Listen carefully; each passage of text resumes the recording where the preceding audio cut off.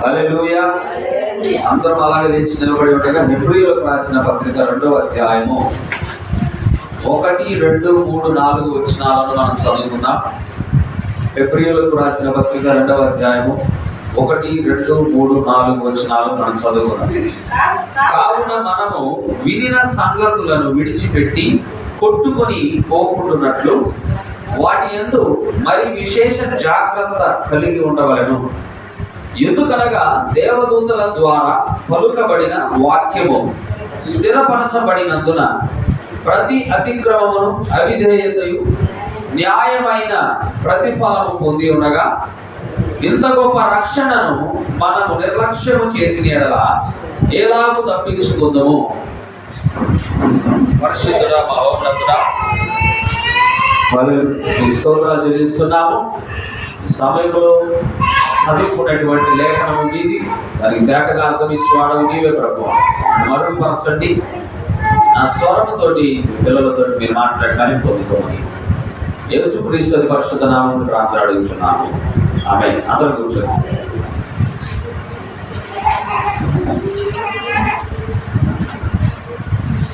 ప్రభు అయిన యేసుక్రీస్తు నామానికి మహిమ, ఘనత, ప్రభావములు యుగ యుగములు కలుగునుగాక. అందరూ సంతోషంగా ఉన్నారా? మీ అందరికీ కూడా గుడ్ ఫ్రైడే శుభాకాంక్షలు. మన ప్రవక్త చెప్పాడు, అందరి మిత్రులు మిమ్మల్ని కూడా నేను గుడ్ ఫ్రైడే శుభాకాంక్షలు అని చెప్పాను. హల్లెలూయా. There are many Fridays. Hallelujah. Hallelujah. Hallelujah. సంవత్సరంలో చాలా శుక్రవారాలు ఉన్నాయి. మానవాళి ప్రారంభం దగ్గర నుంచి కూడా చాలా శుక్రవారాలు ఉన్నాయి. అయితే ప్రత్యేకించి మరి ఈ శుక్రవారాన్ని చాలా మంచి శుక్రవారం అని, శుభ శుక్రవారం అని అంటున్నారు కదా. ఎందుకు ఇది మంచిదైంది? ఇతర శుక్రవారాలతో పోలిస్తే మరి ఈ శుక్రవారమే ఎందుకంత శుభప్రదమైంది, ఎందుకంత ప్రత్యేకమైందో మనందరికీ తెలుసు. ఆదాము మొదలుకొని ఇప్పటి వరకు కూడా, ఇక రాబో తరాల వరకు కూడా ఎవరెవరైతే ఏ ఏ పాపాలైతే చేశారో ఆ పాపాలన్నిటికీ కూడా రక్షణ వచ్చినటువంటి రోజు. పాపాలకు రక్షణ వచ్చింది, పాపం చేసిన పాపములన్నిటికీ కూడా, మనము జరిగించిన పాపములన్నీ కూడా, అవి చిన్నవి కావచ్చు, పెద్దవి కావచ్చు, హల్లెలూయా, అవి గొప్పవి కావచ్చు, అవి మరణకరమైనవి కావచ్చు గాక, అన్నిటికీ కూడా సంపూర్ణమైనటువంటి రక్షణ, అన్ని పాపములను తుడిచిపెట్టుకొని పోయేటువంటి రక్షణ వచ్చిన దినం ఇది. ఈ రోజున అంశము సో గ్రేట్ సాల్వేషన్, అత్యంత గొప్పదైన రక్షణ ఈ రోజున అంశం. బైబిల్ గ్రంథంలో విశేష జాగ్రత్త కలిగి ఉండాలి అని ప్రజలకు చెబుతున్నాడు ఆయన. విశేషమైన జాగ్రత్త కలిగి ఉండాలి. సామాన్యమైన జాగ్రత్త కాదు, దానికంటే ఇంకొంచెం ఎక్కువ జాగ్రత్త మనుషులమైనటువంటి మనము కలిగి ఉండాలంట. ఎందుకంటే మనం ఏ ఏ సంగతులు వింటున్నామో, ఈ సంగతులు నాయి కాదు, లేదా ఇరుగు పొరుగు వాళ్ళకు సంబంధించిన సంగతులు కాదు. ఇవి వినాలి, మందమతులు ఉండొద్దు. చర్చిలోకి వచ్చిన తర్వాత కూడా ఎక్కడో ఆలోచన చేయొద్దు.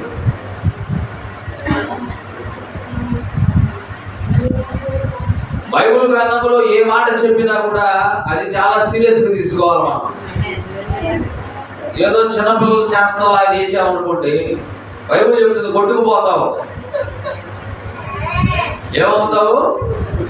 కొట్టుకుపోతావు. కొట్టుకుపోయే వాళ్ళు ఎందుకు ఉండాలి? మనం ఇంత ఎండకు కూర్చుంటున్నారు, ఎండనక వాననక వచ్చే సంఘాల్లో కూర్చుంటున్నారు, ఇప్పుడు గోడ పైన వచ్చి కూర్చుంటున్నారు. అయితే ఇక్కడ చెప్తున్నాడు, వినిన సంగతులు విడిచిపెట్టి కొట్టుకొని పోకుండా ఉండాలంటే దాని పట్ల నీకు విశేషమైనటువంటి జాగ్రత్త ఉండాలి. ఎందుకంటే దేవుడు ఈ మాటలను దేవదూతల ద్వారా పలికించాడు. దేవదూతలు అంటే భూమి మీదకు పంపించబడిన దేవుని యొక్క ప్రవక్తలు అని అర్థం అక్కడ. Praise the lord. ఈ బైబిల్ గ్రంథంలో ఎంతమంది అయితే ప్రవక్తలు ఉన్నారో వారు దేవుని చేత పంపించబడిన దూతలు. వాళ్ళు పరలోక సంబంధమైన దూతలు ఉన్నారు, భూ సంబంధమైన దూతలు కూడా ఉన్నారు. భూ సంబంధమైన దూతలు ఎవరు అంటే ఆయన దగ్గర నుంచి వాక్యాన్ని అందుకొని ఆ సందేశాన్ని భూమి మీద ఉన్న దేవుని ప్రజలకు అందించిన వారే దేవుని యొక్క దూతలు. అయితే దేవుని యొక్క దూతల ద్వారా పంపించబడినటువంటి మాటలను మనం ఏమి చేయాలంట? ఏమి చేయాలి? వాటిని వింటున్నాం. మనం వినటం మాత్రమే కాదు, విని వాటి ప్రకారంగా జీవించమని చెప్తున్నాడు. విని వాటిని విడిచిపెట్టి కొట్టుకుపోయే వారిగా ఉండదు అంటున్నాడు. మళ్ళా వింటున్నాం మన వాక్యాన్ని మనం వింటున్నాం. అయితే ఆ విన్న వాక్యాన్ని ఏమి చేయాలి? మనం ఏమి చేయాలమ్మా? ఒక పావుగంట నిద్రపోయి మళ్ళా ఒక పావుగంట లేచి మళ్ళా ఏం చెబుతున్నాను అది విని మళ్ళీ ఒక పావుగంట నిద్రపోయి మళ్ళీ ఒక అరగంట లేచి ఈ విధంగా చేస్తే మొదటి జాబితా, కొట్టుకుపోయే జాబితాలో మొదట మన పేరే ఉంటది. నేనేమాత్రం సిగ్గుపడట్లా ఇలాగ కరుకుగా చెప్పడానికి. ఎందుకంటే ఉన్నోళ్ళం పరలోకం పోవాలనేది నా వాంఛ. కొట్టుకుపోయే జాబితాలు ఉంటే ఉపయోగం ఏముంది? బైబిల్ చెప్తుంది, వినిన సంగతులు విడిచిపెట్టి కొట్టుకుపోకుండానట్లు. జనులు ఎలా ఉంటారంటే, ఇక్కడ ఉన్న వాళ్ళ గురించి కాదు, జనరల్గా ఈ వీడియో వినే వాళ్ళ గురించి కూడా చెప్తున్నా నేను. ఎలా ఉంటారంటే చెప్పిన వాక్యాన్ని మర్చిపోతారు, మధ్యలో ఏదో వెధవ జోకు వస్తుంది దాన్ని ముందు పెట్టుకుంటారు.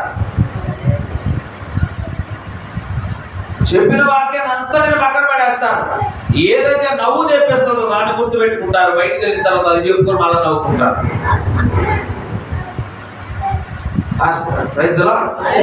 ఒకసారి ఒక పాస్టర్ గారు చెప్తా ఉన్నాడు వాక్యం. చెబుతా ఉంటే ఆయన ఏం చెప్పాడంటే, వాక్యం అంతా చాలా సీరియస్గా వెళ్ళిపోతాం, నేనే తర్జుమా చేస్తాను. అందరూ గమ్మున కూర్చొని ఉన్నారు. ఆకేనా వస్తుంది యోధుడి, చలికాలం అది. అందరూ రూమ్ అంతా కూడా వెచ్చగా ఉంది, కూర్చున్నారు, సైలెంట్గా వింటున్నారు. ఏ స్పందన లేదు, ఒక ఆమె లేదు, ఒక హల్లెలూయా లేదు. ఏం చెప్పినా నచ్చటం ఇటు కూర్చొని వింటున్నారు.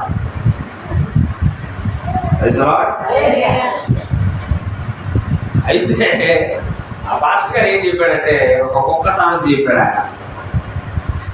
ఏమిటా కుక్క సామెత అంటే, చలికాలంలో పొయ్యిలు ఖాళీగా ఉండవంట. పొయ్యిలు ఆరిపేసిన తర్వాత చలికాలంలో ఆ పొయ్యిలో ఖాళీ ఉండదట. ఏదో ఒక కుక్క ఆ చలికి తట్టుకోలేక ఆ పొయ్యిలోకి వెళ్ళి కూర్చుంటాయంట. ఒళ్ళంతా వేడెక్కిందాక ఆ కుక్క అక్కడే పొయ్యిలో ఉండి, ఒళ్ళంతా ఫుల్ వేడెక్కిన తర్వాత చల్లగా లేచి ఆ పొయ్యిలో నుంచి బయటకు వచ్చి మొట్టమొదటి అది చేసే పని ఏంటంటే ఇదిలేస్తుంది అంటారు.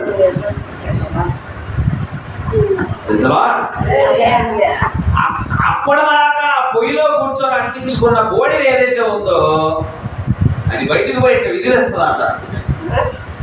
అలాగనే ఆయన అన్నాడు, విశ్వాసులు కూడా సంఘంలోకి వచ్చి ఫుల్గా వేడెక్కిపోతారంట వాక్యం ద్వారా. అని బయటికి వెళ్ళి మళ్ళా విదిలించుకుంటారంట. ఇక సాయంత్రం కూటానికి వచ్చిన ఉదయం ఏం చెప్పాడు చెప్పలేడు ఇతను. దాని అర్థం అది, నువ్వు 4 రోజులు మీటింగ్లు పెట్టు, ఉదయం వస్తారు ఫుల్గా వేడెక్కిపోతారు. ఉద్యోగం అంటే అర్థం చెప్పుకున్నామా? ఉద్యోగం అంటే ఎగరటం కాదు, కేకలేయటం కాదు, గేతడం కాదు. ఒక పాపి తన పాత మార్గాన్ని విడిచిపెట్టడం ఉద్యోగం అని చెప్పాడు ప్రవక్త. అది ఉద్యోగం అంటే. ఉదయం చెప్పిన సంగతుల గురించి సాయంత్రం అడిగితే చెప్పలేడు అతను. అలా ఉండొద్దు. మనం దృష్టి పెట్టి విందాం, విన్నటువంటి సంగతులను మన జీవితంలో జరిగిద్దాం. వాక్యానికి సంబంధించిన పంట మనము కొయ్యాలి అంటే గుర్తుపెట్టుకోండి, ప్రవక్త అన్నాడు, ఆ విత్తనాన్ని నీ హృదయం అనబడినటువంటి పొలంలో నాటాలి అన్నాడు. అంటే వినువారు మట్టుకే ఉండకూడదు మనం. దాని అర్థం అది. ప్రాఫిట్ ఏం చెప్పాడంటే, ఎన్ని సంవత్సరాల నుంచి పోతున్నా ఒక మనిషిలో మార్పు ఉండదు. దానికి కారణం ఏంటి? ఆయన చెప్పాడు వాక్యం. ఆ వాక్యాన్ని తమ హృదయాల్లోనికి వాళ్ళు తీసుకోవట్లేదు. అలా ఉండకూడదండి. మనము వినే సంగతులను విడిచిపెట్టి కొట్టుకొని పోకుండాన్నట్లు వాటి మీద మరి విశేష జాగ్రత్త కలిగి ఉండాలి. అంటే ఏ మాటలను వింటున్నావో, ఏ మాటలను దేవుడు నీ చెవులు వేస్తున్నాడో, ఏ మాటలైతే వినడానికి నువ్వు వస్తున్నావు సంఘానికి, ఆ మాటల పట్ల నువ్వు జాగ్రత్త కలిగి ఉండాలి. ఆ వాక్యాలను పోగొట్టుకోకూడదు. ఇంకా ఏమంటున్నాడు?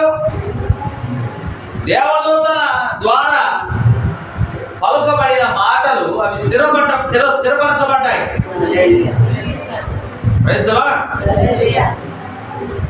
ఇంకా ఏం చెప్తున్నాడు 3వ వచనంలో?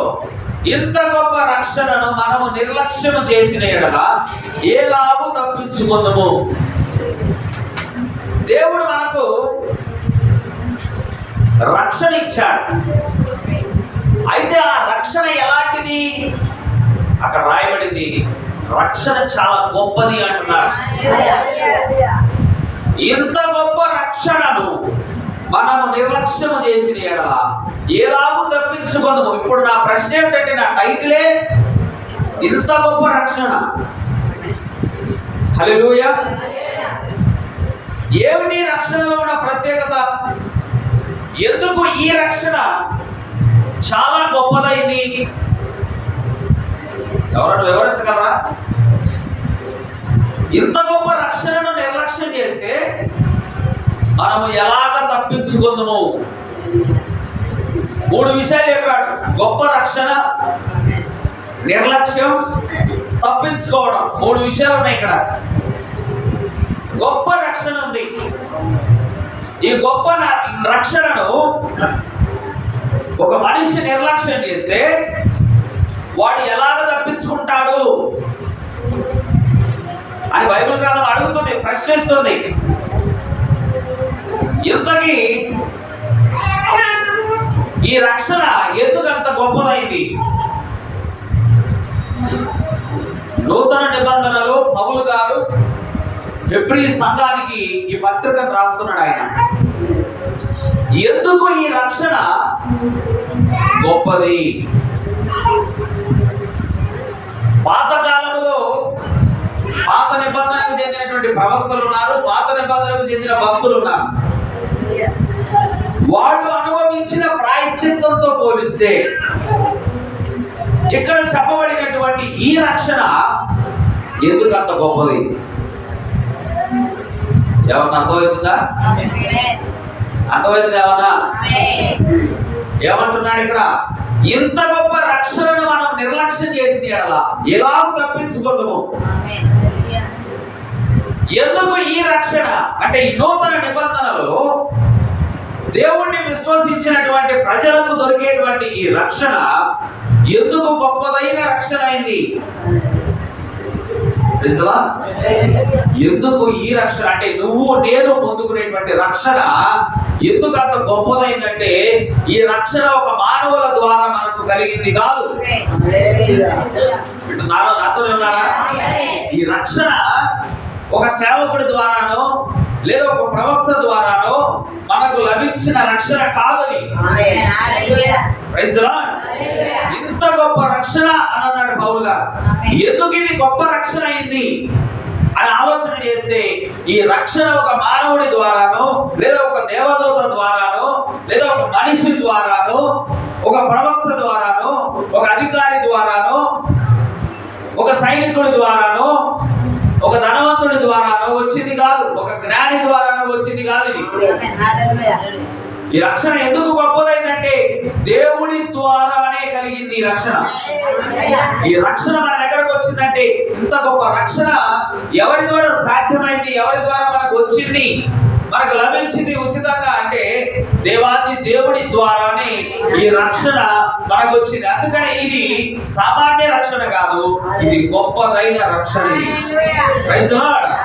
ఈ రక్షణ ఇవ్వడానికి దేవుడే ఈ భూమి మీదకు నరావతారములో ఆయన రావాల్సి వచ్చింది. యెషయా గ్రంథము 9వ అధ్యాయము 6వ వచనం కనుక మనం చదివితే,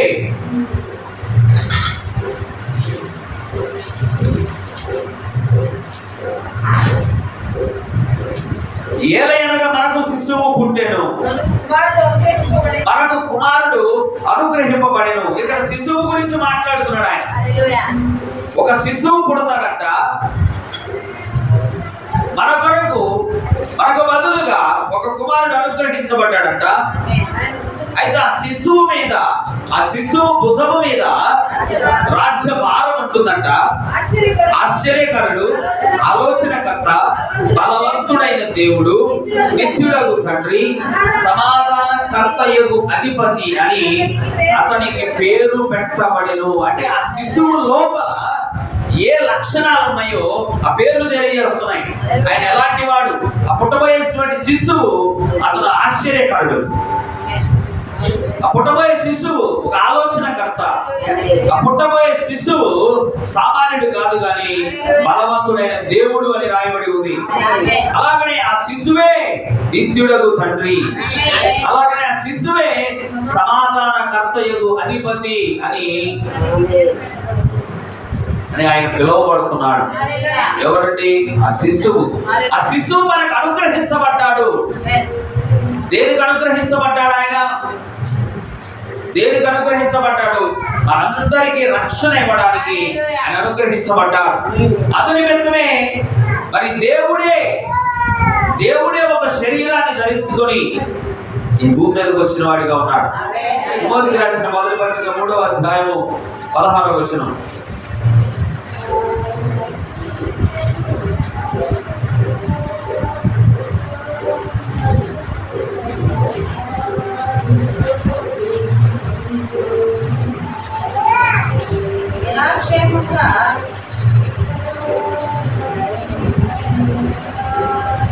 నిరాక్షేపముగా దైవభక్తిని కూర్చిన మరణము గొప్పదై ఉన్నది.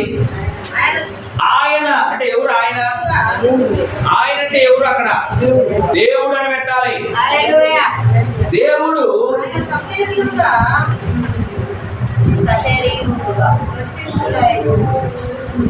దేవుడు సశరీరుడిగా ప్రత్యక్షుడయ్యను.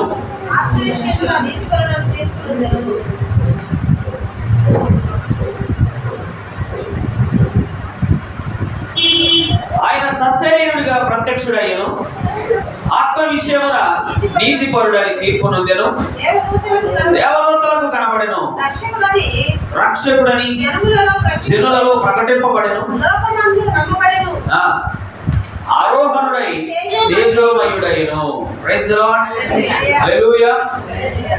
ఎందుకు మనకు అనుగ్రహించబడిన రక్షణ గొప్పది అంటే దేవుడే ఒక శిశువుగా ఒక కన్యక గర్భము ద్వారా జన్మించి ఆయన నీరు వంటి నా వంటి ఒక రక్తమాంసము కలిగినటువంటి దేహమును ధరించుకొని ఈ భూమి మీదకు దిగి వచ్చాడు. అలాగే ఫిలిప్పీయులకు రాసిన పత్రిక 2వ అధ్యాయంలో ఏముందంటే ఆయన గురించి,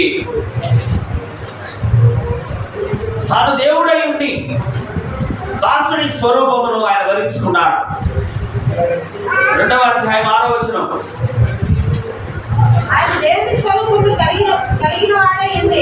ఆయన దేవుని స్వరూపము కలిగిన వాడై ఉండి, ఎవరు ఆయన? శిశువుగా పుట్టబోవు ఆయన, కన్యక గర్భము ద్వారా వచ్చిన ఆయన ఎలాంటి స్వరూపాన్ని కలిగి ఉన్నాడు? ఆయన దేవుడి స్వరూపాన్ని కలిగి ఉన్నాడు. ఆయన కలిగి ఉండి దేవుడితో సమానముగా ఉండుట విడిచిపెట్టకూడని భాగ్యమని ఎంచుకొనలేదు గాని అంటే నా స్థానము పరలోకము, అత్యున్నత సింహాసనము నా ఆసనమై ఉంది, భూమి నా పాదపీఠమై ఉంది. మరి ఇన్ని ఘనతలు కలిగినటువంటి ఇంత భాగ్యం ఇది నాకు ఉంది. ఆయనకు ఉంది, అది అంత భాగ్యం ఉంది. ఆయన పరలోకపు సింహాసనం ఆయన ఆసనమై ఉంది, భూమి ఆయన పాదపీఠమై ఉంది. అయినా కూడా ఆయన వాటిని లెక్క చేయలేదు. వాటన్నిటిని కూడా నీ కొరకు నా కొరకు విడిచిపెట్టుకున్నాడు. Praise the lord. ఆయన ఉన్నతమైనటువంటి స్థానాన్ని విడిచిపెట్టుకున్నది ఎందుకు అంటే నీకు నాకు రక్షణ కలగజేయడానికి. Praise the lord. అంటే నువ్వు నేను అసలు వర్ణింపశక్యముగానటువంటి పాపములు మనం ఉన్నాం. రక్షణ అనేది మనకు లేనే లేదు. ప్రియమైనటువంటి దేవుని పిల్లరా, మనము అన్యుల వలె ఉన్నాం. రాయికి చెట్టుకు మొక్కిన వారం మనం. ఒకప్పుడు మన పితరులు రాళ్లకు రప్పలకు మొక్కిన వారిగా ఉన్నారు. దేవుడు అంటే రవ్వంత భయం ఆయనను మనకు లేదు. Praise the lord. అలాంటి స్థితిలో దేవుడు అంటే ఎరుగనటువంటి స్థితిలో ఉన్న నిన్ను నన్ను దేవుడు బయటికి పిలుచుకున్నాడు. పిలుచుకొని నీ పాపానికి ప్రాయశ్చిత్తం ఉన్నది. ప్రాయశ్చిత్తం మాత్రమే కాదు, సంపూర్ణమైనటువంటి విమోచన నీకు ఇవ్వటానికి దేవుడు ఆ సింహాసనాన్ని విడిచిపెట్టి, ఆ పరలోకపు మహిమను విడిచిపెట్టి ఏంటి ఎలాగొచ్చాడు చూడండి భూమి మీదకి. 7వ వచనం, మనుషుల పోలికగా పుట్టాడు. ఆగా, మనుషుని పోలికగా పుట్టాడు. అంటే నువ్వు నేను ఎట్లాగైతే పుట్టామో, నీవు నేను ఒక తల్లి గర్భములో నుంచి తల్లి నుంచి రావాల్సినటువంటి ఆ శరీరము, తండ్రి నుంచి రావాల్సినటువంటి ఆ రక్తము, వీటన్నిటిని ధరించుకొని ఎలాగైతే మనం ఈ భూమి మీదకి వచ్చామో, బొడ్డు పేగుతో ఎలాగైతే వచ్చామో, రక్తసిక్తముగా ఎలాగైతే వచ్చామో, అలాగునని దేవుడిగా ఉన్నటువంటి ప్రభువైనటువంటి యేసుక్రీస్తు వారు ఆ పరలోకపు సింహాసనాన్ని విడిచి ఈ భూమి మీదకి నీ వలె నా వలె వచ్చాడు. ఎందుకు వచ్చాడు అంటే నీకు నాకు రక్షణ ఇవ్వడానికి వచ్చాడు. హల్లెలూయా. దాసుని స్వరూపమును ధరించుకున్నాడు. ఒక అధికారిగాను ఒక రాజుగాను ఆయన పుట్టొచ్చు కదా. చెప్పండి, యూదా ప్రజల మీద ఒక రాజుగా రావచ్చుగా ఆయన, లేదా లోకాన్ని శాసించేటువంటి ఒక అధిపతిగా ఆయన రావచ్చు కదా. అలా వచ్చాడా? ఆయన ఉండటానికి, ఆయన పుట్టడానికి స్థలము కూడా లేదు. అర్థమవుతుందండి ఏమన్నా? ఎందుకు ఈ రక్షణ అంత గొప్పదైన రక్షణ అనే దాని గురించి మాట్లాడుకుంటున్నాం మనం. మీరు ఒక దారాన్ని పట్టుకొని వెంబడిస్తున్నట్లుగా వస్తేనే ఏదైనా అర్థమైంది అంశం. హల్లెలూయా. మనుషుల పోలికగా పుట్టాడు, దాసుని స్వరూపమును ధరించుకున్నాడు, తన్ను తానే రిక్తుడిగా చేసుకున్నాడు. రిక్తుడు అంటే ఏ ఫేము నేము లేదండి. అతనికంటూ పేరు ప్రఖ్యాతలు ఏమీ లేని వాడిగా తనను తాను చేసుకున్నాడు. ఆయన దేనికి చేసుకున్నాడు? ఎందుకు చేసుకున్నాడు అలాగా? ఏంటంత అవసరం ఆయనకు? నీలాగా మనుషుడిగా పుట్టాల్సిన అవసరం ఏమొచ్చింది ఆయనకు? చెప్పాలి. దేవుడై ఉండి ఆ మహిమలో ఉండి ఆనందించవలసినటువంటి దేవుడు నీ వలె పుట్టడానికి కారణం ఏంటి? దాసుని స్వరూపాన్ని ధరించుకోవడానికి గల కారణం ఏంటి? నీ వలె నా వలె రక్త మాంసములు కలిగినటువంటి దేహములు ఆయన భూమి మీదకు ప్రత్యక్షం అవడానికి కారణం ఏంటి? చెప్పాలి. చిన్న విషయం చెప్తా, మరి మీకు భయాన్ని కలిగిస్తుందో సంతోషాన్ని కలిగిస్తుందో అది మీ ఆత్మలకు మీరే ఉత్తరవాదులు. మీరు విన్న ప్రతి వాక్యానికి మీరే ఉత్తరవాదులు. గుర్తుపెట్టుకోండి. వాక్యము చెప్పబడతా ఉంది. బైబిల్ గ్రంథం ప్రారంభంలో మనం చదువుకున్నాం. విశేష జాగ్రత్త కలిగి ఉండాలి. మీరు ఏం వింటున్నారో, నేను వినలేదు, నేను చెయ్యలేదు అని చెప్పుకోవడానికి కూడా అవకాశం ఉండదు. రేపు ఈరోజు గుడ్ ఫ్రైడే. చెప్పబడుతున్న వాక్యం కూడా గొప్ప రక్షణ. దేవుడు ఇచ్చినటువంటి రక్షణ అంటే యేసు క్రీస్తు ద్వారా వచ్చినటువంటి ఆ రక్షణ ఎందుకు గొప్పదైన రక్షణ మనం చెప్పుకుంటాం ఇప్పుడు. ఎందుకని గొప్పదైంది? ఎందుకని గొప్పదైందంటే ఆ రక్షణ నీకు మనుష్యుడి ద్వారా వచ్చింది కాదు. ఏ మనుష్యుడు కూడా నీకు రక్షణ ఇవ్వలేడు. నీ సొంత తండ్రి కూడా నీకు రక్షణ ఇవ్వలేడు. నీ తల్లి కూడా నీకు రక్షణ ఇవ్వలేదు. ప్రారంభంలో దేవుడు ఈ సృష్టిని సుందరంగా సృజించాడు. భూమి ఆకాశములను కలుగజేశాడు, కొండలను లోయలను కలుగజేశాడు, సముద్రములను ఎడారులను కలుగజేశాడు, చెట్లను జంతువులను ప్రాణం ఉన్న వాటిని లేని వాటిని సమస్తమును కూడా కలుగజేశాడు. కనిపించే వాటిని కనిపించని వాటిని అన్నిటిని కూడా సృష్టించిన వాడు ఆయనే. ఇంత సుందరంగా దేవుడు తయారు చేసిన తర్వాత, సృష్టించిన తర్వాత మీరు కనుక ప్రపంచంలో చూస్తే మీ కళ్ళకు కనిపించే వాటన్నిటినీ కూడా దేవుడు కలుగజేశాడు. అయితే దేవుడు సహవాసం చేయడం కోసం మానవుడిని కలుగజేశాడు. తన కుమారుడిగా ఉండటానికి ఆదాము అనేటువంటి ఒక ఎర్రని వాడిని మట్టి నుంచి తీశాడు. ఆయన్ను తీసి ఆదాముకు ఒక సంపూర్ణ అధికారం ఇచ్చాడు భూమి మీద. అయితే ఎప్పుడైతే ఆదాముకు సంపూర్ణ అధికారం ఇవ్వబడిందో భూమి మీద ఉన్న సమస్తము కూడా ఆదాముకు లోబడి జీవిస్తున్నాడు. ఆదాము కొండలతో మాట్లాడగలడు, ఆదాము జంతువులతో మాట్లాడగలడు, ఆదాము చెట్లతో మాట్లాడగలడు, ఆదాము దేనినైనా కూడా సృష్టించగలడు. అంత శక్తి దేవుడు ఆదాముకి ఇచ్చాడు. అయితే ఆ శక్తిని దేవుడు ఆదాముకి ఇచ్చినప్పుడు, హవ్వకి ఇచ్చినప్పుడు వాళ్ళు దేవుడితో ఒక నిబంధన చేసుకున్నారు. ఒక నిబంధన వాళ్ళ మధ్య ఏమిటంటే, ఇదిగో ఈ తోట చెట్లలో మీరు దేని ఫలాలైనను మీరు తినచ్చు, కానీ మంచి చెడ్డ తెలివి నుంచి వృక్ష ఫలాన్ని మీరు తినకూడదన్నాడు. చాలా మంది ఇక్కడ పాపం అంటే పండు తినడం అనుకుంటారు, కానీ ఇక్కడ వారు చేసిన పాపం ఏంటంటే దేవుడు గీసిన గీత, దేవుడు చెప్పిన వాక్యం ఏదైతే ఉందో దాన్ని తప్పారు. అది పాపం. మొదట పండు తినడం కాదు, వాళ్ళు చేసిన పాపం ఏంటంటే దేవుడి మాటను మేరడమే పాపం, ఆజ్ఞ అతిక్రమమే పాపం. ఆ పాపము జరిగించడం వలన వారి మీదకు మరణం వచ్చింది. ఇప్పుడు ఈ మరణం వచ్చినప్పుడు నిశ్చయముగా వాళ్ళు ఏమవ్వాలి? చావాలి. దేవుడి వాక్యాన్ని చేయకపోతే నీకు సంభవించేది ఏమిటంటే మరణం. గుర్తుపెట్టుకోవాలండి, దేవుడి మాటను చేయకపోతే ఒక మనిషికి సంభవించేది ఏమిటో తెలుసా? అది మరణం అయ్యింది. మానవులందరి మీదకి మరణం వచ్చింది. ఆదాము ద్వారా, ఆదాము సంతానానికి, ఆ సంతానం ద్వారా వారి ద్వారా వచ్చే సంతానానికి, ఇలా ఒక్క మనిషితో ప్రారంభమైన మరణము ప్రతి మనుషుడి ద్వారా మరణం అనేది వ్యాప్తి చెందుతుంది ఇప్పుడు. అయితే దేవుడు ఆలోచన చేశాడు, ఈ పాపం అనేది పోవాలంటే ఏమి చేయాలి? ఈ పాపం అనే దానికి ఖచ్చితంగా మనము ఫలాన్ని అనుభవించాల్సిందే. పాపము జరిగితే ప్రతి మనుషుడు మరణించాలి. కానీ దేవుడికి తన సొంత పిల్లలను చంపుకోవడం ఇష్టం లేదు. ఆయన ఒక ప్రత్యామ్నాయాన్ని ఆలోచించాలి. ఇప్పుడు ఏమి చేయాలి? నా కుమారుడు సజీవుడిగా ఉండాలి, ఆ పాపానికి ఫలితం కూడా ప్రాయశ్చిత్తం కూడా జరగాలి. ఎందుకంటే దేవుడు శాసనం రాశాడు దాన్ని. పాపము జరిగించిన దేవుడు కుమారుడు మరణించకూడదు. ఆ కుమారుడు ఎప్పుడు కూడా ఆయనతోనే ఉండాలి. చేసిన పాపానికి మూల్యం కూడా చెల్లించబడాలి. ఎలాగని ఆలోచించాడు దేవుడు. దేవుడు వెతుకుతున్నాడు ఇప్పుడు ఆ పాపానికి ప్రాయశ్చిత్తం చేయాలంటే ఏమి చేయాలి, ఆ పాపానికి తగిన ప్రాయశ్చిత్తం ఎలాగ చెల్లించాలి అని ఆలోచించాడు. ఆ పాపాన్ని సమూలంగా తీసివేసేటువంటి మార్గాలు ఏమన్నా ఉన్నాయా అని ఆలోచించాడు.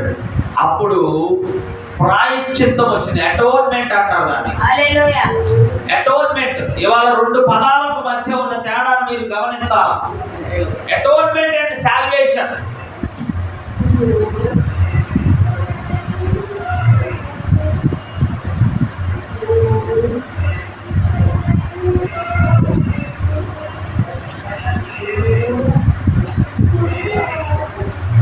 ఈ రెండు పదాలకు ఉన్నటువంటి అర్థము మీరు తెలుసుకోవాలి ఈరోజు.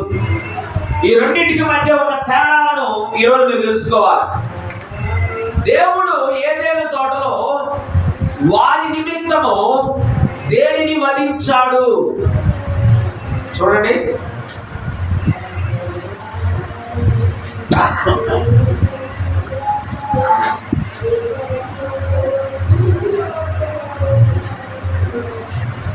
మూడవ అధ్యాయము 21వ వచనం.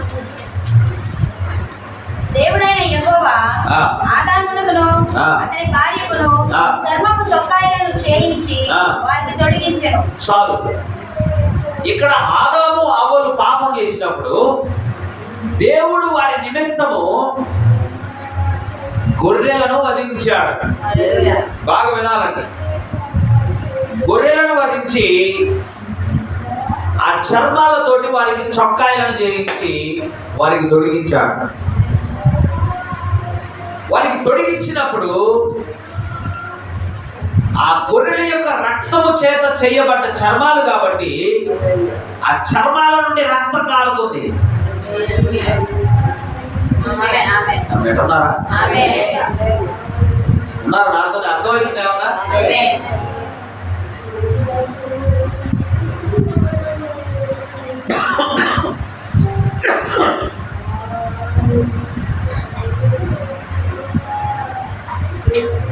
రక్తం నడినెత్తి నుంచి అరికాల వరకు కారుతుంది రక్తం.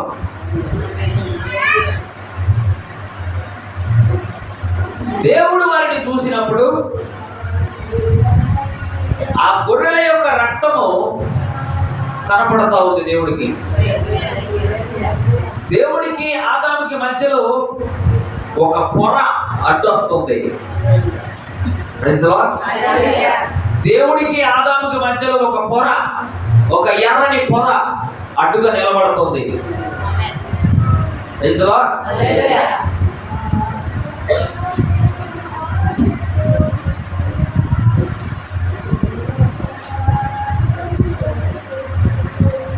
దేవుడు మొదటిగా సృష్టించినటువంటి మానవుడు ఇలాగ తెల్లగా ఉంటే వినాలి. పాపము జరిగించిన తర్వాత మానవుడిలో పాపపు మచ్చలు వచ్చినాయి.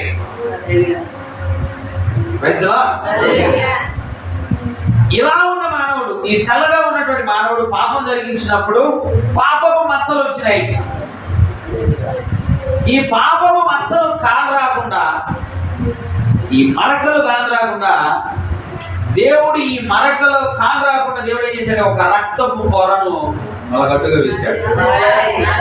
అవి ఏమిటి అంటే యానిమల్ బ్లడ్.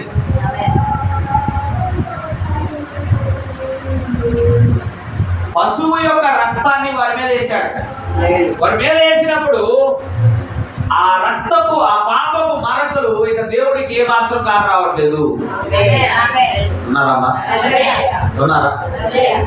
ఏది చేసైనా నేను కష్టపడి ఎన్ని మీలో కుమరించాలని నేను చూస్తున్నాను. మరి చాలా మంది ఇంకా ఎలర్ట్ రాల వాళ్ళలో ఇంకా సంపూర్ణ ఏకాగ్రత ఇవ్వట్లా. మీరు ఎప్పుడైతే విశ్వాసులందరూ సంపూర్ణ ఏకాగ్రత ఇస్తారో బోధకుడి పని చాలా సులువు అవుతుంది. వింటున్నారా? ఎప్పుడైతే వాక్యాన్ని వినకుండా దిక్కులు చూస్తారో, పక్కన ఏం చేస్తున్నాడు, వాడేం చేస్తున్నాడు, వీడేం చేస్తున్నాడు, ఈ ఎప్పుడైతే చూస్తావో బోధకుడి పని చాలా కష్టమైంది. అందుకని పలుమార్లు అడుగుతున్నా నేను. అర్థం అవుతుందా? వింటున్నారా? ఎందుకు అడుగుతున్నా నేను?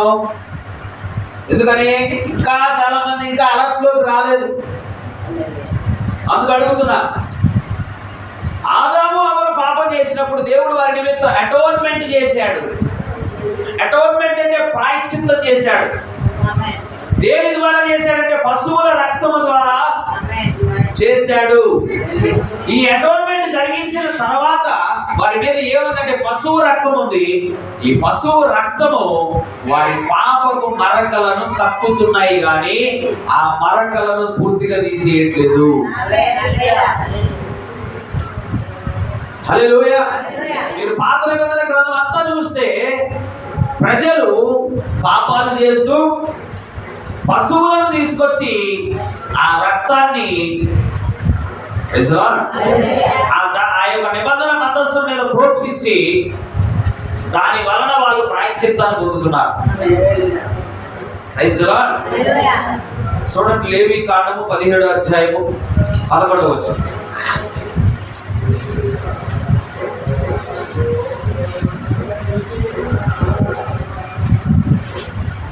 రక్తము దేహమునకు ప్రాణము. మీ నిమిత్తము ప్రాయశ్చిత్తము చేయనట్లు. మీ నిమిత్తము ప్రాయశ్చిత్తము చేయనట్లు. అక్కడ రక్షణ అని ఎందుకు రాయలేదు?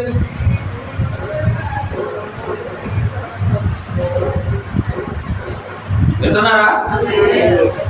మీ నిమిత్తము ప్రాయశ్చిత్తము చేయనట్లు బలిపీఠము మీద పోయిటకై దానిని మీకు ఇచ్చి తిని. రక్తము దానిలో తన ప్రాణము బట్టి. ఇప్పుడు ఒక జీవిలో ప్రాణం ఏంటంటే రక్తమే. రక్తములోనే ప్రాణం ఉంది. ఒక మనిషిలో ఉన్న రక్తం అంతా పోయిందనుకోండి, వాడు చచ్చిపోతాడు. వాడు బ్రతకడు. ఒక మనిషిని గొంతు వేసుకోవాల్సిన పని లేదు. చిన్న నరం కట్ చేస్తే చాలు, వాడిలో ఉన్న రక్తం అంతా బయటకు పోయిందనుకో వాడు చచ్చిపోతాడు. కనుక దేవుడు ఏం చెప్తున్నాడంటే, రక్తం అనేది ఒక జీవిలో ఉన్న ప్రాణము కాబట్టి ఆ ప్రాణాన్ని మీరు చేసిన పాపము నిమిత్తము మీరు ప్రోక్షిస్తే దాని నిమిత్తము మీకు రక్షణ కాదు, ప్రాయశ్చిత్తం దొరుకుతుంది అంటున్నాడు అక్కడ. ఈ ప్రాయశ్చిత్తం ఏం చేస్తుందంటే మనిషి పాపాన్ని కప్పుతుంది తప్ప పాపాన్ని తొలగించట్లేదు. గుర్తుపెట్టుకోండి. పాత నిబంధన గ్రంథంలో మీరు ఆదాము దగ్గర నుంచి యోహాను వరకు తీసుకోండి. వీళ్ళందరూ కూడా ఏం చేశారంటే వాళ్ళ పాపాల నిమిత్తము పశువులను వధించి దేవుడి దగ్గర ప్రాయశ్చిత్తం చేసుకున్నారు. ఈ ప్రాయశ్చిత్తం అనేది ఏం చేస్తుందంటే దేవుడికి వారికి మధ్యలో ఒక పొరను ఏర్పాటు చేస్తుంది, కానీ వారి పాపపు మచ్చలను వారి నుంచి తొలగించట్లేదు. వింటున్నారా? ఏం చెప్పారు చెప్పండి. నేను ఇప్పుడు ప్రాయశ్చిత్తం అంటే ఏంటమ్మా?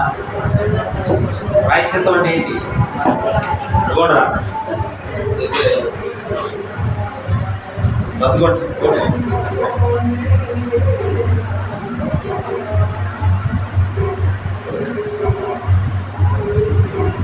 ఇప్పుడు నాకు ఒక ప్రశ్న వచ్చిందండి. ఆ ప్రశ్న అడుగుతున్నా మిమ్మల్ని.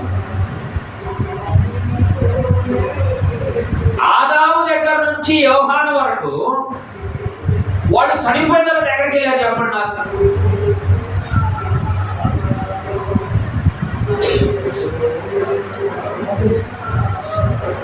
ఏదమ్మా?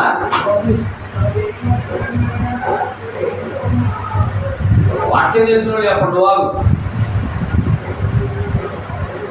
ఎట్టున్నారు కదా ప్రతి ఆదివారం చెప్పండి కనీసం. ఆదాము దగ్గర నుంచి యోహాను వరకు నీతిమంతులైన వాళ్ళు. వాళ్ళలా మనం జీవించగలవా? కనీసం పాసిబిలిటీ ఉందా? అబ్రహాం లాగా ఎడారిలోకి రమ్మంటే ఇమ్మీడియట్ నువ్వు వదిలిపెట్టి వేరే దేవుడిని ఎదుర్కొంటావు. ఎందుకంటే ఉన్న ఇంటిని విడిచిపెట్టిపోవటం ఏందిరా బాబు ఎడారిలోకి? అంత కష్టాలు వద్దు బాబు, సులువుగా ఏదంటే చెప్పు అని చెబుతాం. ఎందుకంటే అంత కఠినమైన భక్తి చేశారు. దేవుని కోసము వాళ్ళు తలను సైతము శిరచ్ఛేదనానికి కూడా అంగీకరించారు. అలాంటి భక్తులు వాళ్ళు. ఆదాము దగ్గర నుంచి పాత నిబంధన చిట్ట చివరి ప్రవక్త అయినటువంటి యోహాను వరకు వీళ్ళు చనిపోయిన తర్వాత ఎక్కడికి వెళ్ళారంటే పాతాళముకి వెళ్ళారు వాళ్ళు. పాతాళములో ఒక పొర ఉంది, దాన్ని పరదైస్ అంటారు. అబ్రహాము రొమ్ము అని దానికి పేరు. ఆ భాగంలోనికి వెళ్ళారు. ఎందుకు పాతాళంలోకి వెళ్ళారు? వాళ్ళు నీతిగా జీవించారు. యాక్చువల్గా నీతిగా జీవించే వాళ్ళు ఎక్కడికి వెళ్ళాలి? దేవుడి సన్నిధిలోకి వెళ్ళాలి. మరి దేవుడి సన్నిధిలోకి ఎందుకు వెళ్ళలేదు వీళ్ళు? ఏమన్నా ఆలోచించారా? అర్థమవుతుంది ఏమన్నా? Praise the Lord. అబ్రహాము నీతిమంతుడేనా? ఆయనను పాతాళానికి వెళ్ళాడు. యోబు నీతిమంతుడేనా? ఆయనను పాతాళానికి వెళ్ళాడు. యోహాను నీతిమంతుడేనా? ఆయనను పాతాళానికి వెళ్ళాడు. దానియేలు నీతిమంతుడేనా? ఆయనను పాతాళానికి వెళ్ళాడు.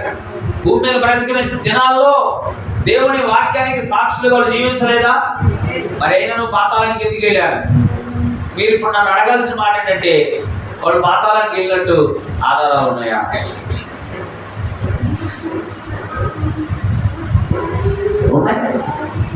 యేసు ప్రభు చనిపోయిన తర్వాత ఆయన పాతాళానికి వెళ్ళాడు. దేనికి వెళ్ళాడు ఆయన? పాతాళానికి వెళ్ళాడు అంటే దానికి అక్కడ కారణం ఉండాలి. ఎందుకంటే పాత నిబంధన గ్రంథములో ప్రాయశ్చిత్తము అంటే పశువు రక్తము కింద ఉన్నటువంటి వారందరూ కూడా పాతాళంలో ఉన్నారు కనుక వారందరిని విడిపించడానికి యేసు ప్రభు వారు పాతాళానికి వెళ్ళాల్సి వచ్చింది.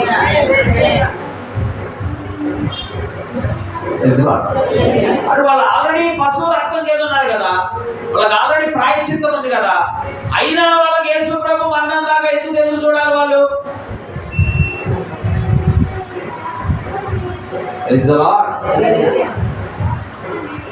అర్థమవుతుందండి చెప్పేది? కొద్దిగా ఆలోచించాలి మనం ఈ విషయాన్ని. ఎందుకు యేసు ప్రభు ద్వారా వచ్చినటువంటి రక్షణ, అంత గొప్ప రక్షణ ఎందుకైతే చెబుతున్నా నేను మీకు. అందులో మొట్టమొదటిది, దేవుడే రక్త మాంసములు ధరించుకొని భూమి మీదకి వచ్చాడు. ఫస్ట్ పాయింట్ అది. రెండు, అబ్రహాము ప్రాయశ్చిత్తాన్ని అనుభవించాడు, కానీ నువ్వు అనుభవించేది రక్షణ అయ్యింది. అబ్రహాము పశువు రక్తం కింద ఉన్నాడు, పాత నిబంధన పరిశుద్ధులు పశువుల రక్తం కింద ఉన్నారు. వాళ్ళకు జరిగింది అటోన్మెంట్ మాత్రమే. అటోన్మెంట్ అంటే పాపము నియమము తీసివేయబడట్ల మనుషుల నుంచి, పాపము రక్తముతో కప్పివేయబడుతుంది. అందులో నిమిత్తమే పాత నిబంధన గ్రంథంలో చనిపోయిన వారందరూ కూడా, భక్తి చేసిన వారందరూ కూడా, నీతిమంతులు అని పిలువబడ్డ వారందరూ కూడా పాతాళములు, వారి కోసము తాత్కాలికంగా విశ్రాంతి స్థలం అనబడినటువంటి ఆ పరదేశంలోకి వెళ్ళారు వాళ్ళు. అబ్రహాము రొమ్ము అనే దానిలోకి వెళ్ళారు వాళ్ళు. యేసు ప్రభు వాళ్ళు ఎప్పటి వరకు ఉన్నారు అక్కడ అంటే, యేసు ప్రభు మరణించి అంత వరకు కూడా వాళ్ళు పాతాళంలో ఒక భాగంలో ఉన్నారు తప్ప వాడు ఆ పరలోకంలోకి వాళ్ళు అడుగు పెట్టలేదు. దేవుడి సన్నిధిలోకి వాళ్ళు రాలేకుండా ఉన్నారు. ఎందుకంటే వాళ్ళ యొక్క విమోచన ఇన్కంప్లీట్ గా ఉంది. రక్షణ లేదు, ప్రాయశ్చిత్తం మాత్రమే ఉంది. అటోన్మెంట్ ఉంది, సాల్వేషన్ లేదు. యోహాను ఎందుకు ఏడ్చాడు? ఆ కుడి చేతిలో ఆ పరలోకపు ఆ యొక్క దర్శనాన్ని చూసినప్పుడు, యోహాను ఇక్కడికి ఎక్కిరా అన్నప్పుడు, పరలోక స్థలములోనికి యోహాను ఎక్కి వెళ్ళినప్పుడు అక్కడ ఒక సింహాసనం వేయబడి ఉంది. ఆ సింహాసనంలో ఒక ఆయన ఆసీనుడై ఉన్నాడు. ఆసీనుడై ఉన్నటువంటి వాడి కుడి చేతిలో ఒక చిన్న పుస్తకం ఉంది. ఆ చిన్న పుస్తకాన్ని విప్పడానికైనాను దాన్ని చూసడానికైనాను యోగ్యుడు లేనందున యోహాను బహుగా ఏడుస్తున్నాడు. అక్కడ ఎందుకు యోహాను ఏడుస్తున్నాడు? ఎంత గొప్ప భక్తి చేశాడు యోహాను. 24 గంటల పాటు నూనెలో మరిగించారు యోహాన్ని చెరసాలలో వేశారు. అంత గొప్ప భక్తి చేసిన యోహాను కూడా ఎందుకు ఏడ్చాడంటే, ఆ చిన్న పుస్తకంలో వాళ్ళ పేర్లు ఉన్నాయి. ఆ పుస్తకాల్లో రక్షణ ఉంది. దాన్ని తీయకపోతే సమస్త నీతిమంతులందరూ కూడా నశించిపోవాలి. అందుకు ఏడ్చాడు ఆయన. Praise lord. నీతిగా జీవించిన వారందరూ కూడా పశువు రక్తం కింద ఉన్నారు. వారికి అటోన్మెంట్ ఉంది, కానీ సాల్వేషన్ కోసం వాళ్ళు ఎదురు చూస్తా ఉన్నారు. అందుకే యోబు అన్నాడు, నా విమోచకుడు సజీవుడు, ఒక రోజు నేను ఆయన చూస్తానన్నాడు. అబ్రహాము కూడా ఎదురు చూశాడు. వింటున్నారా? వీళ్ళందరూ కూడా నీతిగా జీవించినప్పటికీ కూడా పాతాళంలో ఉండాల్సి వచ్చింది. ఎప్పటి వరకు? యేసు ప్రభు మరణించినంత వరకు. ఈరోజు యేసు ప్రభు మరణించిన దినమని మనం గుడ్ ఫ్రైడే జరుపుకుంటున్నాం. ఈ దినానికి చాలా ప్రాముఖ్యత ఉంది. ఈ దినం ఎందుకు గుడ్ శుభప్రదమైనటువంటి శుక్రవారం ఎందుకు ఏంటంటే, మానవాళ్ళందరికీ కూడా ప్రాయశ్చిత్తం కాదు కానీ రక్షణ వచ్చిన రోజు ఇది. రక్షణ, ఇది గొప్ప రక్షణ. ఇది సామాన్యమైనటువంటి రక్షణ కానీ కాదు. అయితే పాత నిబంధన గ్రంథంలో ఉన్న వాళ్ళందరూ కూడా పాపపు నియమాన్ని వాళ్ళు కలిగి ఉన్నారు. అందు నిమిత్తమే వాళ్ళు ఒక పాపం జరిగిస్తున్నారు, ఒక పశువుని తెచ్చి వధిస్తున్నారు, ప్రాయశ్చిత్తం చేసుకుంటున్నారు. కానీ పాపము చెయ్యాలి అనేటువంటి ఆలోచన వాళ్ళలో నుంచి తీసివేయబడట్లా. అర్థమవుతుందండి? అసలు పోవాల్సింది ఏంటి? పాపము చెయ్యాలనే ఆలోచన నీలో నుంచి తీసివేయాలి. అది జరగాలి. అని పాత నిబంధన గ్రంథంలో పశువుల రక్తము కింద పాపము నియమము మరణము యొక్క నియమాలు నీ నుంచి తొలగించబడట్లేదు. అదంతా కూడా ఆచార సంబంధమైన భక్తిగా ఉండింది. కానీ ఎప్పుడైతే యేసు ప్రభు వారు వచ్చారో ఇక నీకు ఏ శిక్షా విధి లేనటువంటి రక్షణ నీకు ఇచ్చాడు. అర్థమవుతుందండి? ఈ రోజు అంత శుభప్రదమైనటువంటి శుక్రవారం ఎందుకైందంటే నీకు ఆయన ఇచ్చేటువంటి రక్షణ నీలో ఉన్నటువంటి పాపపు మరకలను మాత్రమే తీసేయట్లా, నీలో ఉన్న పాపపు నియమాన్ని. నువ్వు రక్త మాంసాల దేహంలో ఉన్నావు కాబట్టి ఈ దేహము తప్పు చేయాలి అని కోరుకుంటుంది. అని ఎప్పుడైతే యేసు ప్రభు రక్షణ నీలోనికి వచ్చిందో పాపము చెయ్యాలనే నియమమే నీలోని చేయబోతుంది, పూర్తిగా తొలగించబడుతుంది. నీలో ఉన్న చేదు తీసివేయబడుతుంది. అందుకే ఈ రక్షణ ఇది గొప్పదైన రక్షణ. ఎందుకు గొప్పదంటే ఇది దేవుడి ద్వారా వచ్చింది. దేవుడే మరణించడం ద్వారా నీకు సంభవించిన రక్షణ ఇది. నువ్వు పశువు రక్తం కింద లేవు, సజీవుడైన యేసుక్రీస్తు రక్తము కింద ఉన్నావు కాబట్టి ఇది గొప్పదైన రక్షణ. ఇంకొకటి, ఈ రక్షణని ఏం చేస్తుంది అంటే ఏ శిక్ష విధి నీకు కలగకుండా చేస్తుంది ఈ రక్షణ. చూడండి, రోమీయులకు రాసిన పత్రిక 8వ అధ్యాయం 1-2 వచనాలు.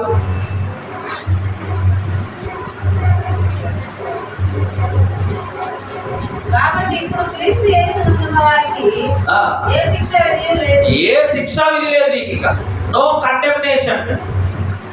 నువ్వు చేసిన దానికి, నువ్వు మాట్లాడిన దానికి, నువ్వు ఎలాగైతే జీవించావో ఆ జీవించినటువంటి జీవితానికి నీకు శిక్ష విధి లేదు. ఎందుకంటే నువ్వు క్రీస్తునందున్నావు, పశువు రక్తం కింద లేవు. అలాగే నువ్వు క్రీస్తులో ఉన్నావు కాబట్టి 2వ వచనం చదవండి. క్రీస్తు యేసునందు జీవమునిచ్చు పౌలు ప్రత్యేకంగా తన యొక్క ఇండివిడ్యువల్ ఎక్స్పీరియన్స్ చెప్తున్నాడు. దేవుని యొక్క ఆత్మ నాలోకి ఎప్పుడైతే వచ్చిందో నన్ను పాప మరణముల నియమము నుండి తప్పించింది, విడిపించిందని చెప్తున్నాడు. పాపానికి మరణం వస్తుంది, నీలో పాపం చేయాలనే వాంఛ కలుగుతుంది ప్రతిరోజు. ఆ నియమం నుంచి దేవుని యొక్క ఆత్మని ఏం చేస్తుంది? తప్పిస్తుంది. బాప్తిసం తీసుకున్న తర్వాత ఒక మనుష్యుడు పరిపూర్ణుడిగా ఎలాగా జీవించగలుగుతున్నాడు? That is not his talent. ఇది వాడికి ఇవ్వబడిన తలాంతు కాదు. దేవుడి యొక్క ఆత్మ వాడిలో ఉండి ఆ పాపము నియమాన్ని తీసేస్తుంది. ఒకవేళ బాప్తిసం పొంది కూడా ఇంకా వాడు పాపం చేస్తున్నాడంటే వాడిలోనికి దేవుని ఆత్మ రాలేదు.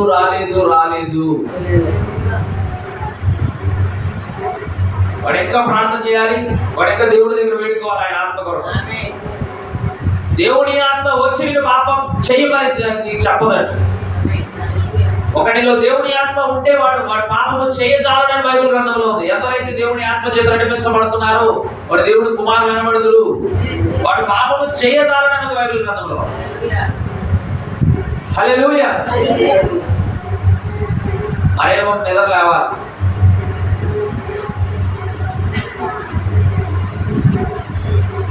ఏమి లేదు, ఒక చిన్న ఆశ, కుక్కకుండే ఆశ లాంటిది నాకు కూడా ఉంది. ఏంటి ఆశ అంటే ఈ వాక్యము నేరుగా మీ హృదయాలకు పోవాలనేటువంటి చిన్న ఆశ అంటే నాకు ఏమి లేదు. దీని వెనకాల నాకున్నటువంటి స్వార్థం ఏమి లేదు. చిన్నపాటి స్వార్థం ఏంటంటే ఈ వాక్యము నేరుగా మన హృదయాల్లోకి వెళ్ళాలనేది నా ఆశ. చేయలేదు. అందుకే లేపుతున్నా, పలుమార్లు అడుగుతుంది. ఎందుకంటే దీనికోసమే. ఇది గొప్ప రక్షణ. ఇంత గొప్ప రక్షణను నిర్లక్ష్యం చేసిన ఎడల మనం ఎలాగ తప్పించుకోదాము అని అంటున్నాడు. మనలను ఈ యొక్క రక్షణ ఏం చేస్తుందంటే పాప మరణముల నియమము నుండి మనలను విడిపిస్తుంది అని చెబుతూ ఇంకా ఏమంటాడంటే ధర్మశాస్త్రము ఏమి చెయ్యలేకపోయిందో ఏం చేశాడంటే దేవుడు రక్షణ తెచ్చిపెట్టాడు. ధర్మశాస్త్రం ఇవ్వలేని దాన్ని దేవుడు తెచ్చిచ్చాడు మనకు. అదే గొప్ప రక్షణ. దేవుడే మనకు తెచ్చిచ్చాడు. ఏమిటంటే రక్షణ ఉంది. ఆ గొప్ప రక్షణ దేవుడు మనకి తెచ్చిచ్చాడు. ఇప్పుడు ఇంత గొప్ప రక్షణ మనకు అర్థమైంది. ఎంతమందికి అర్థమైందండి ఇది గొప్ప రక్షణ అని? యేసుక్రీస్తు ద్వారా వచ్చినటువంటి రక్షణ గొప్ప రక్షణ అని అర్థమైందా? దేవుడే తెచ్చాడు ఆ రక్షణను. ఆయన మరణం ద్వారా వచ్చింది మనకు రక్షణ. ఆ రక్షణ సామాన్యమైనది కాదు. పశువు రక్తంతో ఏమాత్రం పొందలేదు దానికి. పశువు యొక్క రక్తము పాపపు మరకలను కప్పుతుంది కానీ పాపాన్ని పాపపు నియమాన్ని తీసేయట్లేదు. కానీ యేసుక్రీస్తు ద్వారా వచ్చిన రక్షణ పాపపు మరకలని తీసేస్తుంది. నీలో అసలు పాప మరణముల నియమమే లేకుండా చేస్తుంది. అందుకే ఈ రక్షణ ఇది గొప్పదైన రక్షణ. మరింత గొప్ప రక్షణ మనకు అర్థమైంది. దీన్ని ఏం చేయొద్దు అంటున్నాడు ఆయన. చెప్పండి మీరే, ఏమి చెయ్యకూడదు, దీన్ని నిర్లక్ష్యం చేయకూడదు అంటున్నాడు. నిర్లక్ష్యము అంటే పూర్తిగా త్రోసివేయడం కాదు అని అర్థం చేసుకోవాలి మీరు. పూర్తిగా త్రోసివేసిన వాడికి శిక్ష మీద ఉంది, వాడు దానికి నిర్ణయించబడ్డాడు. కానీ నిర్లక్ష్యం చేయటం అంటే ఏంటో తెలుసా? అది సత్యం అని తెలిసి కూడా, అది నీతి కలిగినది అని తెలిసి కూడా, అది నిజమైనది అని తెలిసి కూడా దాన్ని మనం చెయ్యకపోవడమే నిర్లక్ష్యమైనది. మనకు జబ్బు ఉంది, మందు వేసుకుంటే తగ్గిపోతుంది. 3 పూట్ల వేసుకోమని వైద్యుడు చెప్పాడు. మందులు అందుబాటులో ఉన్నాయి, నీరు అందుబాటులో ఉంది, నీకు జబ్బు ఉంది. జబ్బు తగ్గాలంటే మందు వేసుకోవాలన్న సంగతి నీకు తెలిసి కూడా వేసుకోవట్లేదంటే దాన్ని నిర్లక్ష్యం అంటారు. మందుల మీద నమ్మకం లేక కాదు, వైద్యుల మీద నమ్మకం లేక కాదు. వైద్యుల మీద నమ్మకం ఉంది కాబట్టి ఆసుపత్రికి వెళ్ళావు, మందులు తెచ్చుకున్నావు. మందులు వేసుకుంటే తగ్గుతుందని తెలుసు నీకు, కానీ నువ్వు వేసుకోవట్లా. దాన్ని ఏమంటారంటే నెగ్లెక్టింగ్ అంటారు, నిర్లక్ష్యం చేయడం అంటారు. జబ్బు తగ్గాలంటే నిర్లక్ష్యం ఉండకూడదు, నీకు మందులు వేసుకోవాలి. అలాగనే ఇంత గొప్ప రక్షణ దేవుడు మనకు కలుగజేస్తున్నాడు అని తెలుస్తున్నాడు. అయినా కొన్ని సందర్భాలలో మనం నిర్లక్ష్య ధోరణిని ప్రదర్శిస్తూ ఉంటాం దేవుడి దగ్గర. గుర్తుపెట్టుకోండి, నిర్లక్ష్యం పనికిరాదు. నిర్లక్ష్యం వల్ల చాలా మంది నష్టపోయారు బైబిల్ గ్రంథంలో. హల్లెలూయా. నిర్లక్ష్యం అనేది ఉండకూడదు. బైబిల్ గ్రంథంలో యేసు ప్రభువు ఒక ఉపమానం చెప్పాడు. ఒక మనుషుడు ఒక విందు చేయించాడట. బాగా వినండి. ఒక మనుషుడు ఒక విందు చేయించాడు. ఆ విందుకి మంచి ఆహారాన్ని వడ్డిస్తున్నాడు ఆయన. పూర్తిగా సిద్ధపరిచిన తర్వాత తన దాసులను పిలిచి ఆ మనుషుడు ఏం చెప్పాడంటే, మీరు నేను ఎవరినైతే పిలవమంటున్నానో వాళ్ళందరినీ పోయి విందుకు పిలుచుకొని రండి అని చెప్పాడు.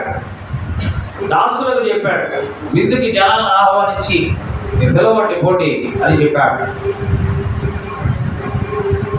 అయితే ఈ పిలుపుని అందుకున్నటువంటి జనులు, ఈ ఆహ్వానాన్ని అందుకున్నటువంటి జనులు ఏం చేశారో తెలుసా? సాకులు చెప్పడం మొదలు పెట్టారు. చూడండి, లోకా సువార్త 14వ అధ్యాయం.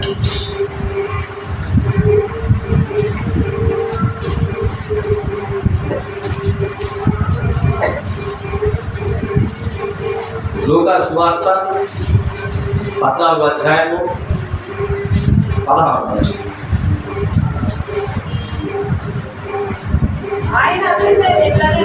ఆయన అతనితో ఇట్లా నేను,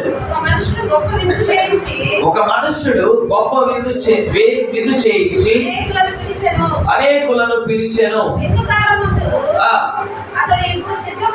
విందు కాలమందు అతడు ఇప్పుడు సిద్ధమై ఉన్నది, వెంటనే పిలవబడిన వారితో చెప్పుటకు తన దాసుని పంపెను. వారందరూ అంటే ఎవరక్కడ?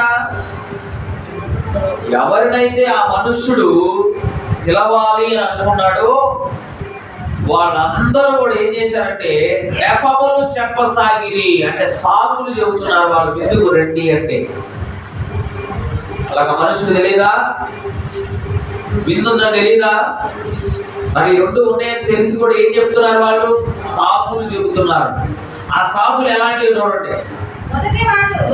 మొదటివాడు నేను ఒక పొలము కొని ఉన్నాను. ఏం చెప్తున్నాడు? మొదటివాడు నేను ఒక పొలాన్ని కొన్నాను, అవశ్యముగా వెళ్ళి దాన్ని చూడవలెను, నన్ను క్షమింపవలనని నిన్ను వేడుకొనుచున్నాను. మళ్ళా ఏమంటున్నాడు? నేను ఒక పొలాన్ని కొన్నాను, ఆ పొలాన్ని వెళ్ళి నేను ఇప్పుడే చూడాలి, తక్షణమే వెళ్ళి చూడాలి, కాబట్టి ఏమనుకోవద్దు, నేను రాను అన్నాడు.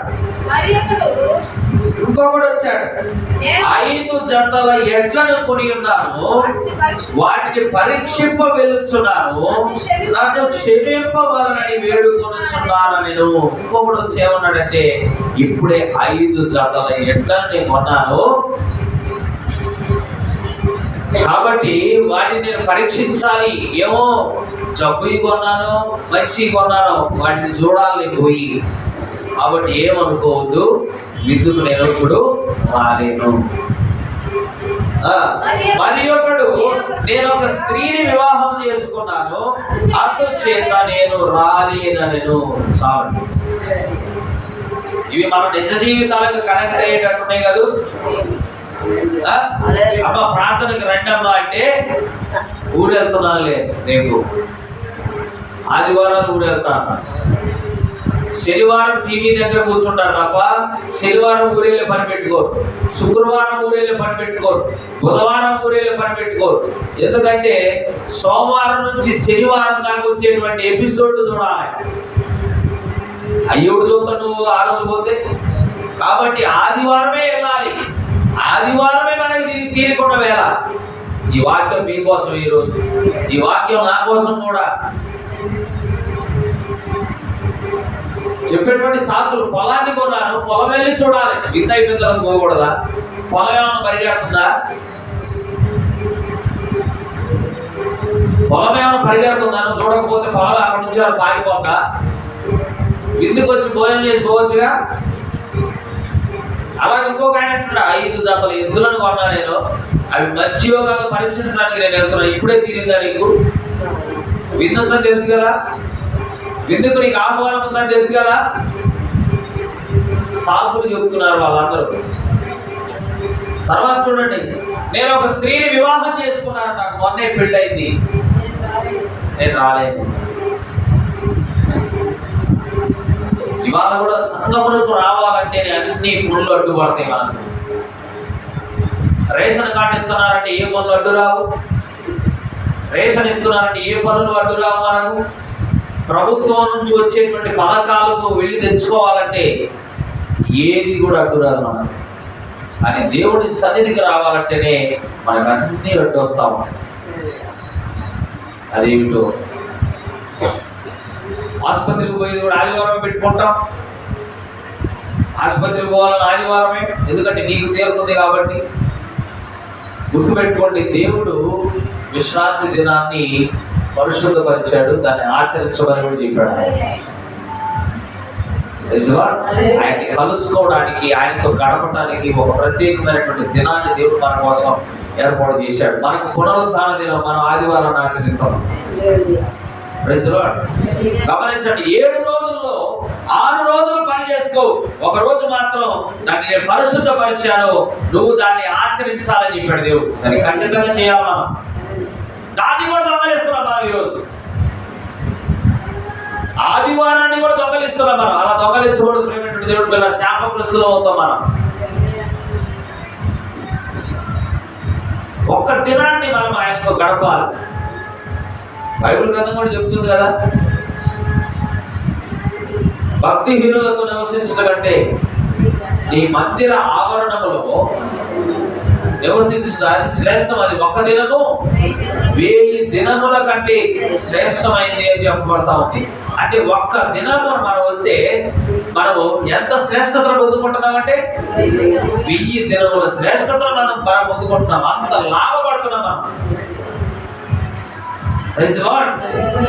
అయితే అందరూ సాకులు చెప్పారు.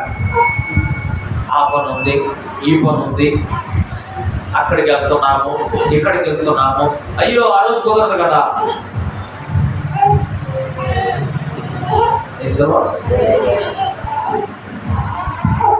దేవుడి దగ్గరకు రావడానికే అన్ని సాకులు చెబితే ఎలా మనం? ఏమండి? అవునా?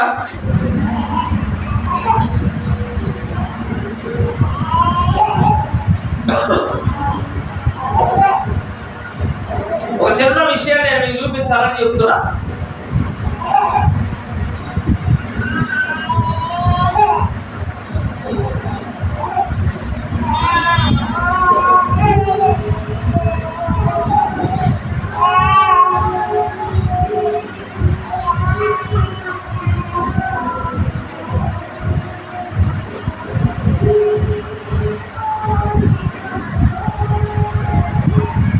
Praise the Lord.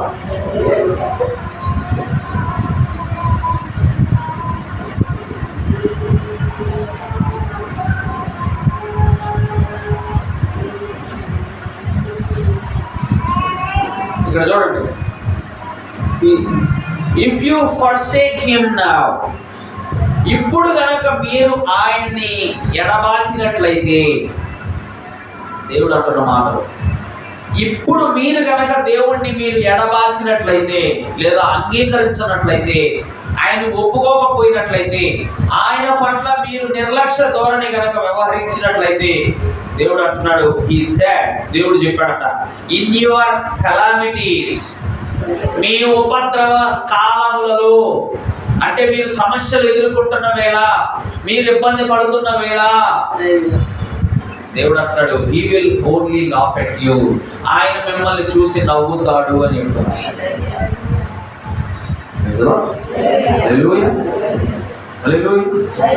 అందుకని ప్రవక్త అంటున్నాడు, won't you come now while mercy is open, ఇంకను మీ కొరకు కనికరము తెరవబడి ఉండగా మీరు లోనికి రావచ్చు కదా.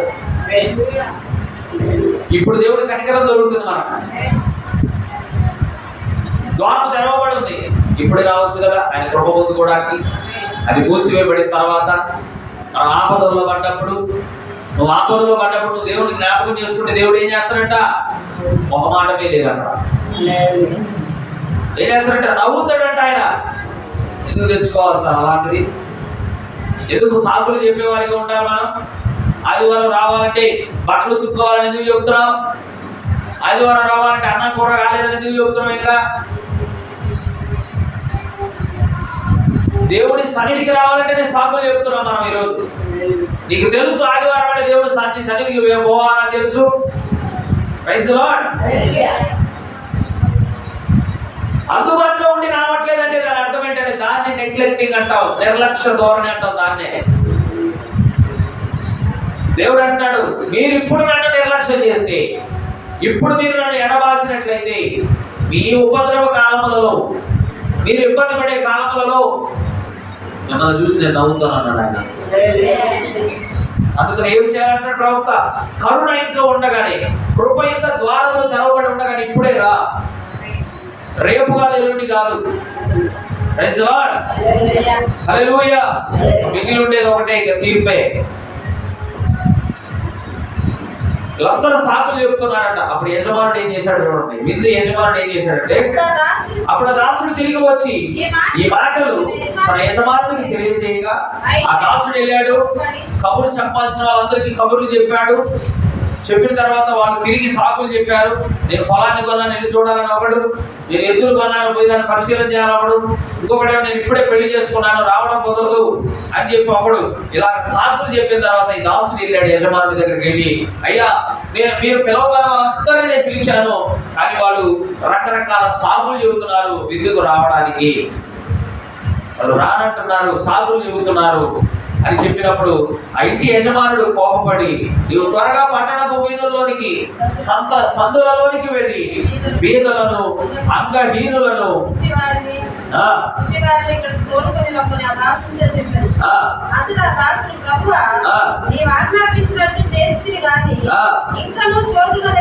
అయితే యజమానుడికి కోపం వచ్చింది, పిలువబడిన వాళ్ళు రావట్లేదు. అయితే దేవుడు ఏం చేశాడు, పేదవారిని, రోగులను, గుడ్డి వారిని అందరినీ పిలిచాడు. వాళ్ళందరూ వచ్చారు ఆయన దగ్గరికి. సమాజంలో ఎవరైతే ఘనత లేనటువంటి వాళ్ళు ఉన్నారో వాళ్ళందరినీ పిలిచాడు ఆయన. సమరయ స్త్రీ దగ్గరికి వెళ్ళాడు, భర్తమై దగ్గరికి వెళ్ళాడు, కుష్ఠరోగుల దగ్గరికి వెళ్ళాడు ఆయన. Praise the lord. చేపలు పట్టేటువంటి జాలర్ల దగ్గరికి వెళ్ళారు, వాళ్ళందరూ వచ్చారు. వాళ్ళు సాకులు చెప్పలా. పేతురు నీ వలలు విడిచిపెట్టి రా అంటే వలలు అక్కడనే విడిచిపెట్టి వచ్చాడు ఆయన. సొక్కపు గుత్తదారుడిగా ఉన్నటువంటి మత్తయ్య నువ్వు రా, నిన్ను మనుషులను బట్టి జాలరులుగా చేస్తాను అన్నప్పుడు మరి పేతురు లేచి వచ్చాడు. అలాగే సొక్క వసూలు చేసుకున్నటువంటి మత్తయ్యను కూడా నువ్వు రా అంటే ఆ పనిని కూడా విడిచిపెట్టేసి వచ్చిన వాడిగా ఉన్నాడు. వాళ్ళు సాకులు చెప్పలేదు, వాళ్ళు వచ్చారు. ఇంకా వచ్చి అంటున్నాడు, ఇంకా ఖాళీగా ఉన్నాయి ఆ విందు. అందరూ వచ్చారు, గుడ్డోళ్ళు వచ్చారు, కుంటోళ్ళు వచ్చారు, వేశ్యలు వచ్చారు, అందరూ వచ్చారు, ఇంకా ఖాళీ ఉంది. అట్లయితే నువ్వు వీధుల్లోకి పో, ఎవడు కనపడితే వాడు. ఎవడికి ఆశ ఉందో, విందులో ఉండాలని ఎవరికైతే ఆశ ఉందో వాళ్ళందరూ వస్తారు, ఆశ కలిగిన వస్తారు. కానీ నిర్లక్ష్యం చేసిన వాళ్ళు ఏమయ్యారు తెలుసా? దేవుడే అంటున్నాడు, చూడండి 24వ అధ్యాయం 24వ వచనం, లోకస్వార్థ 14వ అధ్యాయం 24వ వచనం. ఏలయనగా పిలువబడిన మనుష్యులలో ఒకడును నా విందు రుచి చూడనని నీతో నిశ్చయముగా చెప్పుచున్నానని. ఎందుకు? దేవుడే చెప్తున్నాడు, ఎవరినైతే నేను పిలిచాను ప్రారంభంలో వాళ్ళు ఎవరు కూడా నా విందును రుచి చూడరు. ఎందుకంటే వాళ్ళు సాకులు చెప్పారు. వాళ్ళు దేవుని యొక్క విషయాలలో నిర్లక్ష్య ధోరణిని కనపరిచారు. ఇది గొప్ప రక్షణ.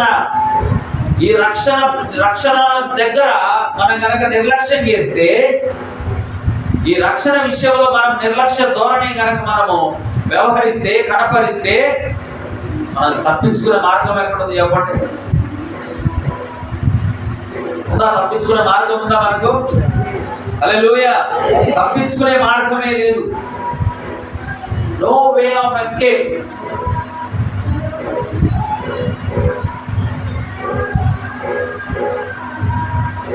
ఇక్కడికి త్వరగా రమ్ము అనేటువంటి వర్తమానంలో బట్ ద ఆన్కమింగ్ జడ్జిమెంట్స్, ఇప్పుడు వస్తున్నటువంటి తీర్పులను మీరు చూడండి. The world is feeling it. లోకమంతా కూడా ఆ తీర్పులను అనుభూతి చెందుతుంది. తీర్పులంటే మన కరోనా మహమ్మారి అదొక తీర్పే భూమి మీద. యుద్ధాలు ఇవన్నీ కూడా తాత్కాలికమైనటువంటి తీర్పులు భూమి మీదకి వస్తున్నాయి. భూమి అంతా కూడా వాటిని అనుభూతి చెందుతుంది. The newspapers, వార్తాపత్రికలు.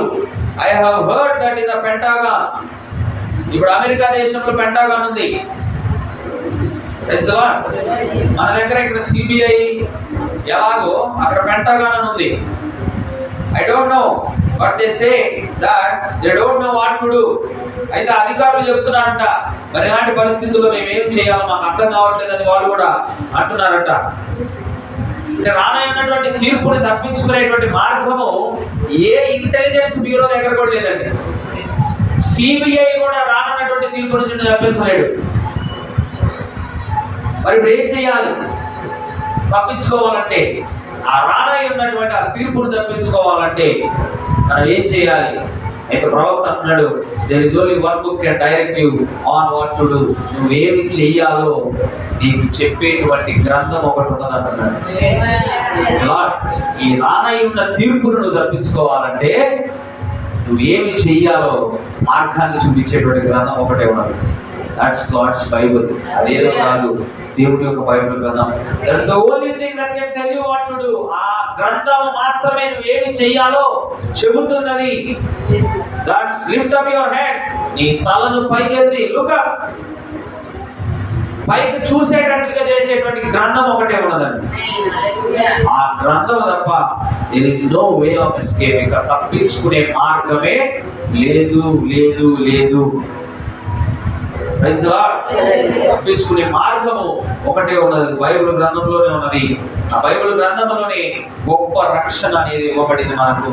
ఆ గొప్ప రక్షణను కనుక నువ్వు నిర్లక్ష్య ధోరణి వ్యవహరిస్తే, నిర్లక్ష్యం చేస్తే మనం ఎలాగ తప్పించుకుందామని బైబిల్ గ్రంథమే చెబుతుంది. ఇది ఎలాంటి రక్షణ? గొప్ప రక్షణ. ఇది మనుషుల ద్వారా కలిగింది కాదు.